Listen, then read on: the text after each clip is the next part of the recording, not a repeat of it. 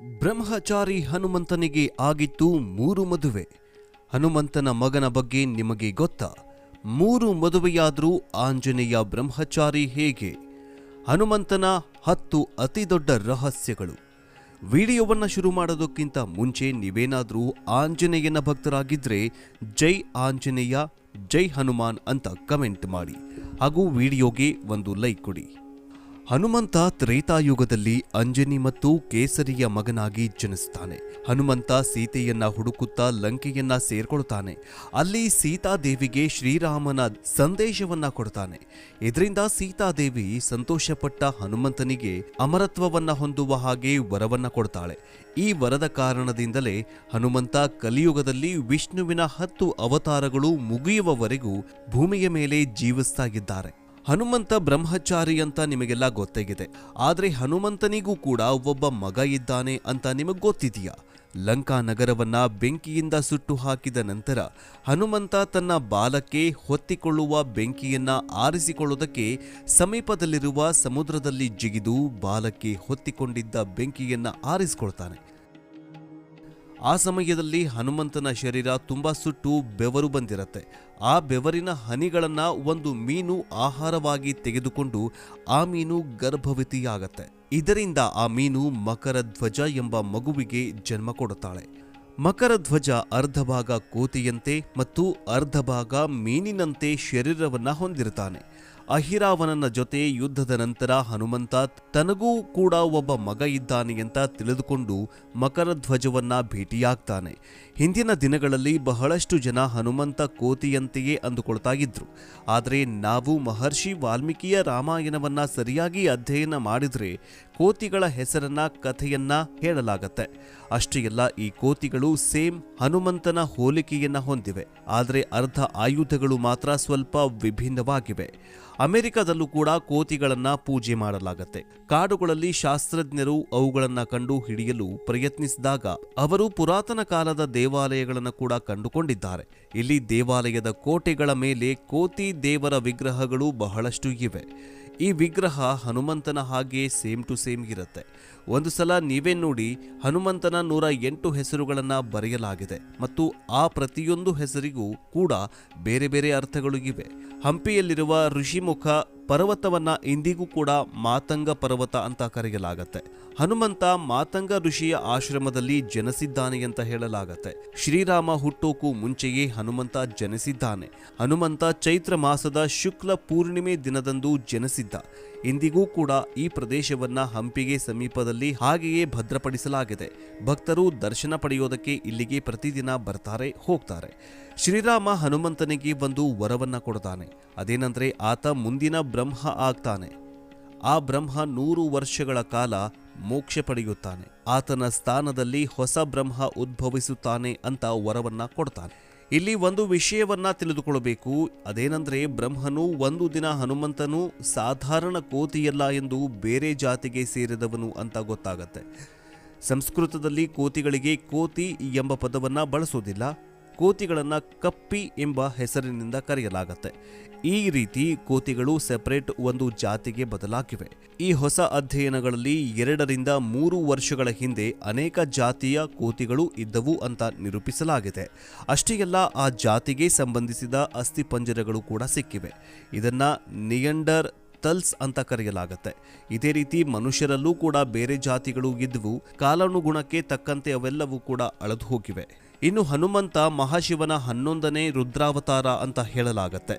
ರಾವಣನನ್ನ ಸಂಹರಿಸೋದಕ್ಕೆ ಶ್ರೀ ಮಹಾವಿಷ್ಣು ಶ್ರೀರಾಮನ ಅವತರಿಸಿದ ಅಂತ ಹೇಳಲಾಗತ್ತೆ. ಈ ಸಮಯದಲ್ಲಿ ಶ್ರೀರಾಮನಿಗೆ ಸಹಾಯ ಮಾಡಲು ಅನೇಕ ದೇವತೆಗಳು ವಿವಿಧ ರೂಪಗಳಲ್ಲಿ ಅವತರಿಸ್ತಾರೆ. ಅದೇ ಸಮಯದಲ್ಲಿ ಮಹಾಶಿವನು ಕೂಡ ತನ್ನ 11ನೇ ಅವತಾರದ ರುದ್ರಾವತಾರವನ್ನ ಧರಿಸ್ತಾನೆ. ಇದರ ಹಿಂದಿರೋ ಕಾರಣ ಏನಂತಂದ್ರೆ ಮಹಾಶಿವ ವಿಷ್ಣುವಿನಿಂದ ದಾಸ್ಯ ವರವನ್ನ ಪಡೆದುಕೊಂಡಿರ್ತಾನೆ. ಆದ್ದರಿಂದ ಆ ರೂಪದಲ್ಲಿ ಮಹಾಶಿವನು ಕೂಡ ಶ್ರೀರಾಮನಿಗೆ ಸೇವೆಯನ್ನ ಮಾಡುತ್ತಾನೆ ಮತ್ತು ರಾವಣನನ್ನ ಸಾಯಿಸೋಕೆ ಶ್ರೀರಾಮನಿಗೆ ಸಹಾಯ ಕೂಡ ಮಾಡ್ತಾನೆ. ರಾಮಾಯಣದ ನಂತರ ಹನುಮಂತ ಏನಾದ ಅನ್ನುವಂತಹ ಪ್ರಶ್ನೆ ಎಲ್ಲರನ್ನ ಕಾಡುತ್ತೆ. ಆದರೆ ಪ್ರಪಂಚದಲ್ಲಿರುವ ವಿವಿಧ ರೀತಿಯ ನಾಗರಿಕತೆಗಳನ್ನ ಪರಿಶೀಲಿಸಿದ್ರೆ ಹನುಮಂತನಿಗೆ ಸಂಬಂಧಿಸಿದ ಆಧಾರಗಳು ನಮಗೆ ಬಹಳಷ್ಟು ಕಂಡುಬರುತ್ತವೆ. ಹನುಮಂತನ ಗುರುತುಗಳು ಕೇವಲ ರಾಮಾಯಣವಷ್ಟೇ ಅಲ್ಲ, ಮಹಾಭಾರತದಲ್ಲೂ ಕೂಡ ಕಂಡುಬಂದಿವೆ. ಒಂದು ಬಾರಿ ಹನುಮಂತ ಕಾಡಿನಲ್ಲಿ ವಿಶ್ರಾಂತಿ ತೆಗೆದುಕೊಳ್ತಾ ಇದ್ದ ಸಮಯದಲ್ಲಿ ಅದೇ ದಾರಿಯಲ್ಲಿ ಹೋಗ್ತಾ ಇದ್ದ ಭೀಮನಿಗೆ ಹನುಮಂತ ತನ್ನ ಬಾಲವನ್ನ ಅಡ್ಡ ಇಡ್ತಾನೆ. ಭೀಮ ಹನುಮಂತನಿಗೆ ದಾರಿ ಬಿಡುವಂತ ಕೇಳಿದಾಗ ಹನುಮಂತ ನಿನ್ನ ಕೈಯಲ್ಲಿ ಆದ್ರೆ ಅದನ್ನ ಪಕ್ಕಕ್ಕೆ ಸರಿಸಿಡು, ಆಮೇಲೆ ಹೋಗುವಂತ ಹೇಳ್ತಾನೆ.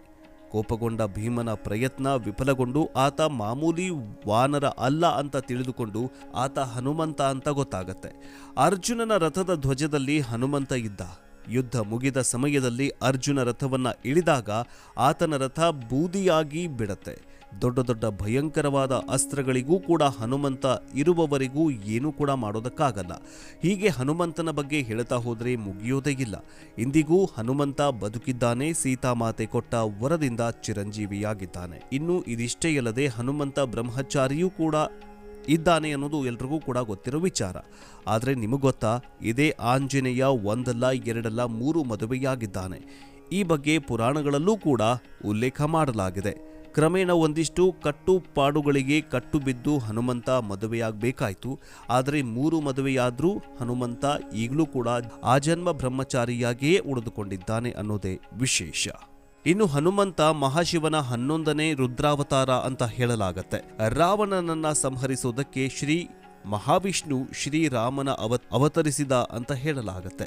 ಈ ಸಮಯದಲ್ಲಿ ಶ್ರೀರಾಮನಿಗೆ ಸಹಾಯ ಮಾಡಲು ಅನೇಕ ದೇವತೆಗಳು ವಿವಿಧ ರೂಪಗಳಲ್ಲಿ ಅವತರಿಸ್ತಾರೆ. ಅದೇ ಸಮಯದಲ್ಲಿ ಮಹಾಶಿವನು ಕೂಡ ತನ್ನ 11ನೇ ಅವತಾರದ ರುದ್ರಾವತಾರವನ್ನ ಧರಿಸ್ತಾನೆ. ಇದರ ಹಿಂದಿರೋ ಕಾರಣ ಏನಂತಂದ್ರೆ ಮಹಾಶಿವ ವಿಷ್ಣುವಿನಿಂದ ದಾಸ್ಯ ವರವನ್ನ ಪಡೆದುಕೊಂಡಿರ್ತಾನೆ. ಆದ್ದರಿಂದ ಆ ರೂಪದಲ್ಲಿ ಮಹಾಶಿವನು ಕೂಡ ಶ್ರೀರಾಮನಿಗೆ ಸೇವೆಯನ್ನ ಮಾಡುತ್ತಾನೆ ಮತ್ತು ರಾವಣನನ್ನ ಸಾಯಿಸೋಕೆ ಶ್ರೀರಾಮನಿಗೆ ಸಹಾಯ ಕೂಡ ಮಾಡ್ತಾನೆ. ರಾಮಾಯಣದ ನಂತರ ಹನುಮಂತ ಏನಾದ ಅನ್ನುವಂತಹ ಪ್ರಶ್ನೆ ಎಲ್ಲರನ್ನ ಕಾಡುತ್ತೆ. ಆದರೆ ಪ್ರಪಂಚದಲ್ಲಿರುವ ವಿವಿಧ ರೀತಿಯ ನಾಗರಿಕತೆಗಳನ್ನ ಪರಿಶೀಲಿಸಿದ್ರೆ ಹನುಮಂತನಿಗೆ ಸಂಬಂಧಿಸಿದ ಆಧಾರಗಳು ನಮಗೆ ಬಹಳಷ್ಟು ಕಂಡುಬರುತ್ತವೆ.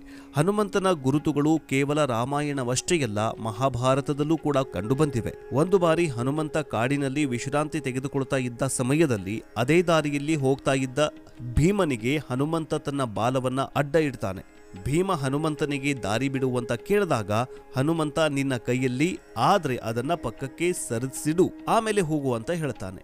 ಕೋಪಗೊಂಡ ಭೀಮನ ಪ್ರಯತ್ನ ವಿಫಲಗೊಂಡು ಆತ ಮಾಮೂಲಿ ವಾನರ ಅಲ್ಲ ಅಂತ ತಿಳಿದುಕೊಂಡು ಆತ ಹನುಮಂತ ಅಂತ ಗೊತ್ತಾಗತ್ತೆ. ಅರ್ಜುನನ ರಥದ ಧ್ವಜದಲ್ಲಿ ಹನುಮಂತ ಇದ್ದ. ಯುದ್ಧ ಮುಗಿದ ಸಮಯದಲ್ಲಿ ಅರ್ಜುನ ರಥವನ್ನ ಇಳಿದಾಗ ಆತನ ರಥ ಬೂದಿಯಾಗಿ ಬಿಡತ್ತೆ. ದೊಡ್ಡ ದೊಡ್ಡ ಭಯಂಕರವಾದ ಅಸ್ತ್ರಗಳಿಗೂ ಕೂಡ ಹನುಮಂತ ಇರುವವರೆಗೂ ಏನೂ ಕೂಡ ಮಾಡೋದಕ್ಕಾಗಲ್ಲ. ಹೀಗೆ ಹನುಮಂತನ ಬಗ್ಗೆ ಹೇಳ್ತಾ ಹೋದ್ರೆ ಮುಗಿಯೋದೇ ಇಲ್ಲ. ಇಂದಿಗೂ ಹನುಮಂತ ಬದುಕಿದ್ದಾನೆ, ಸೀತಾಮಾತೆ ಕೊಟ್ಟ ವರದಿಂದ ಚಿರಂಜೀವಿಯಾಗಿದ್ದಾನೆ. ಇನ್ನು ಇದಿಷ್ಟೇ ಅಲ್ಲದೆ ಹನುಮಂತ ಬ್ರಹ್ಮಚಾರಿಯೂ ಕೂಡ ಇದ್ದಾನೆ ಅನ್ನೋದು ಎಲ್ರಿಗೂ ಕೂಡ ಗೊತ್ತಿರೋ ವಿಚಾರ. ಆದರೆ ನಿಮಗೆ ಗೊತ್ತಾ, ಇದೇ ಆಂಜನೇಯ ಒಂದಲ್ಲ ಎರಡಲ್ಲ 3 ಮದುವೆಯಾಗಿದ್ದಾನೆ. ಈ ಬಗ್ಗೆ ಪುರಾಣಗಳಲ್ಲೂ ಕೂಡ ಉಲ್ಲೇಖ ಮಾಡಲಾಗಿದೆ. ಕ್ರಮೇಣ ಒಂದಿಷ್ಟು ಕಟ್ಟುಪಾಡುಗಳಿಗೆ ಕಟ್ಟು ಬಿದ್ದು ಹನುಮಂತ ಮದುವೆಯಾಗಬೇಕಾಯಿತು. ಆದರೆ 3 ಮದುವೆಯಾದರೂ ಹನುಮಂತ ಈಗಲೂ ಕೂಡ ಆಜನ್ಮ ಬ್ರಹ್ಮಚಾರಿಯಾಗಿಯೇ ಉಳಿದುಕೊಂಡಿದ್ದಾನೆ ಅನ್ನೋದೇ ವಿಶೇಷ.